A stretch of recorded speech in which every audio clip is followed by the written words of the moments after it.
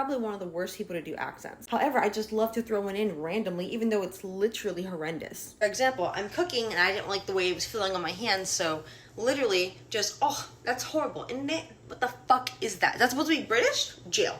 Straight to prison. And then randomly, oi bruv, I don't like the way it feels on my hands.